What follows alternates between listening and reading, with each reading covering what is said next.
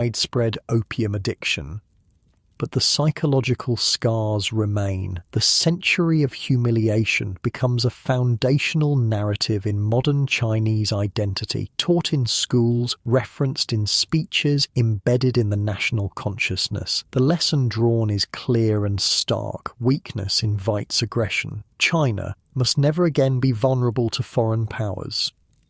This brings us back to where we began, a nation that once dominated world trade, that considered itself the center of civilization, that needed nothing from barbarian states, was brought low not primarily by military defeat, but by a flower, by a drug that weakened it from within while creating the very crisis that led to external intervention. The British writer Samuel Taylor Coleridge, himself an opium addict, once wrote of a stately pleasure dome in Xanadu, ancient China, where Alph, the sacred river, ran through caverns measureless to man down to a sunless sea. His poem captures something of opium's allure, the beautiful dreams that lead to darkness. For China, opium created not pleasure domes but national catastrophe. The sacred rivers of its civilization ran down to a sunless sea of addiction, humiliation, and decline. The Celestial Empire descended into a century of darkness from which it has only recently begun to emerge.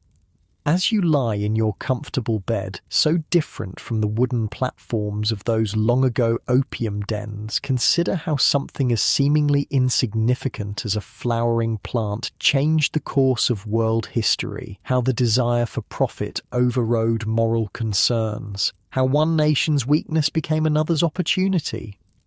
The story of opium and China reminds us of human frailty, our vulnerability to addiction, whether to substances, power, or wealth. It shows how systems can fail gradually, almost imperceptibly, until suddenly the structures that seemed eternal crumble before our eyes. But it also contains hope. China, after a century of struggle, has reclaimed its sovereignty and rebuilt its strength. The nation that once fell to opium has risen again. Perhaps that's the final lesson of this dark historical tale. Empires fall, nations suffer, but people endure. They learn, they rebuild. Sometimes they even forgive, though they never forget. The weight of your eyelids grows heavier as you consider these things. Your breathing deepening naturally as you sink into the comfort of your mattress. Unlike those opium smokers of old China, your dreams will be your own, not those imposed by a drug or a foreign power.